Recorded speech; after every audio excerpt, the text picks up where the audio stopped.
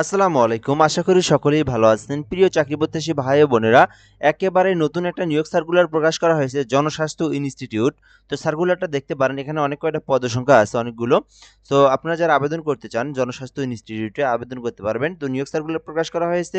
তো আজকের ভিডিওতে আমরা এই সার্কুলারটা নিয়ে বিস্তারিত আলোচনা করব। পদের নাম, পদসংখ্যা, বেতন স্কেল, শিক্ষাগত যোগ্যতা, আবেদনের পদ্ধতি, পেমেন্ট পদ্ধতি। সো একেবারে সুন্দরভাবে সকল বিষয়গুলো আপনাদেরকে বিস্তারিত আলোচনা করব। ভিডিওটা শেষ পর্যন্ত দেখলে চলমান নভেম্বর-ডিসেম্বর মাসের যে সার্কুলারটা জনস্বাস্থ্য ইনস্টিটিউট, এটা সম্পর্কে সকল বিষয়ে আপনি জানতে পারবেন। তো ভিডিওটা অবশ্যই শেষ পর্যন্ত দেখবেন এবং আপনি যদি এই চ্যানেলটাতে নতুন হয়ে থাকেন সাবস্ক্রাইব করে আমাদের সঙ্গে যুক্ত থাকবেন।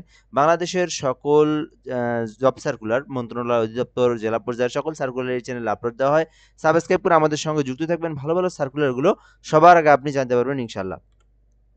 তো নিয়োগ বিজ্ঞপ্তি স্বাস্থ্য সেবা বিভাগ, স্বাস্থ্য ও পরিবার কল্যাণ মন্ত্রণালয়ে ৩ জুলাই ২০২৫ তারিখের প্রশাসন স্মারকনগরের ছাড়পত্রের প্রেক্ষিতে জনস্বাস্থ্য ইনস্টিটিউটের স্থায়ী রাজস্ব খাতভুক্ত সরাসরি নিয়োগযোগ্য নিম্ন ছকে বর্ণিত শূন্য পদ সমূহে জনবল নিয়োগের লক্ষ্যে পদের পাশে বর্ণিত শর্তে বাংলাদেশের প্রকৃত নাগরিকদের নিকট হতে কেবলমাত্র অনলাইনে আবেদনের জন্য আহ্বান করা যাচ্ছে। অর্থাৎ এই বিষয়টা আমরা বুঝতে হবে এখান থেকে।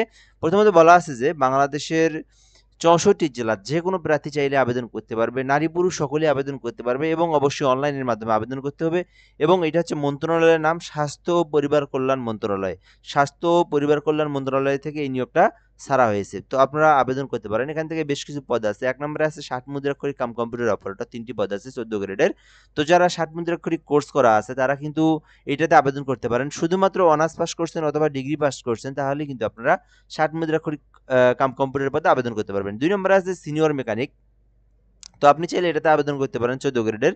এটাতে শিক্ষাগত যোগ্যতা যেটা বলা আছে, কোনো স্বীকৃতি বোর্ড হতে ইলেকট্রিক্যাল বা মেকানিক্যাল ট্রেডে উচ্চ মাধ্যমিক সার্টিফিকেট ভোকেশনাল পরীক্ষায় উত্তীর্ণ। অর্থাৎ যারা এইচএসসি তে ভোকেশনাল নিয়ে ট্রেড কোর্স করছেন তবে অবশ্যই আপনাদের ডিপার্টমেন্ট থাকতে হবে ইলেকট্রিক্যাল অথবা মেকানিক্যাল ডিপার্টমেন্ট থেকে। তারা কিন্তু সিনিয়র মেকানিক পদে আবেদন করতে পারবেন। এটা কিন্তু ১৪ গ্রেডের অর্থাৎ এইচএসসি পাস করেই কিন্তু ১৪ গ্রেডের এই জবে আপনারা আবেদন করতে পারবেন। ৩ নম্বর আছে ড্রাইভার ১৫ গ্রেডের ২ টি পদ আছে। আবেদন করতে শুধুমাত্র ৮ম শ্রেণী পাস করলে আপনারা ড্রাইভার পদে আবেদন করতে পারবেন।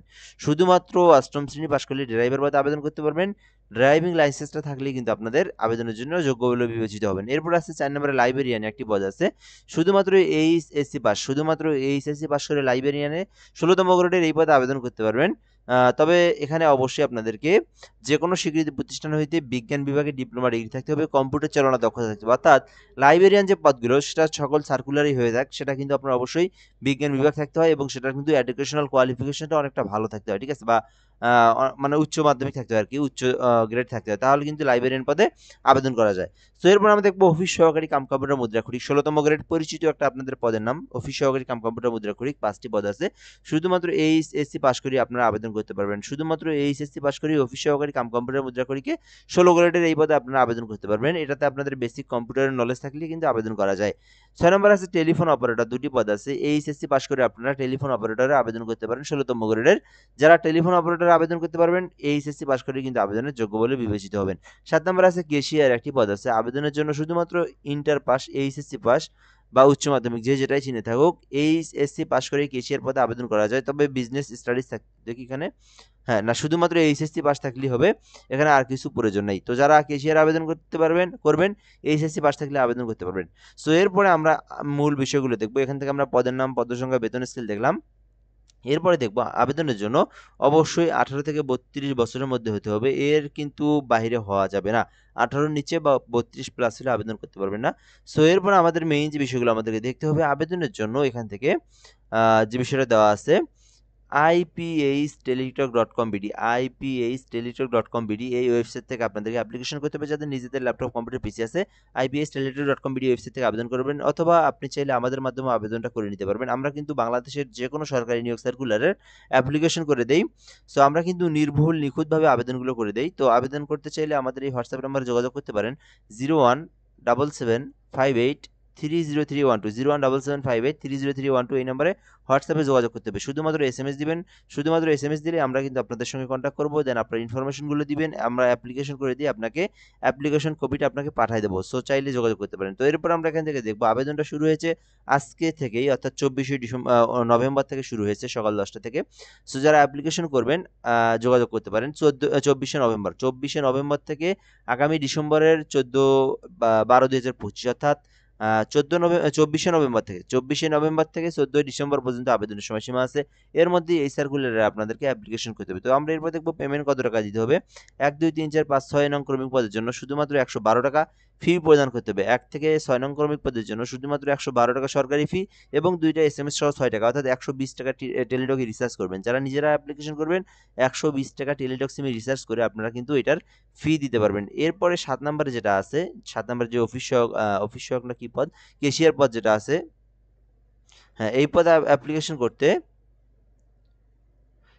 অ্যাপ্লিকেশন করতে চাইলে শুধুমাত্র 56 টাকা ফি প্রদান করে অ্যাপ্লিকেশন করতে পারবেন।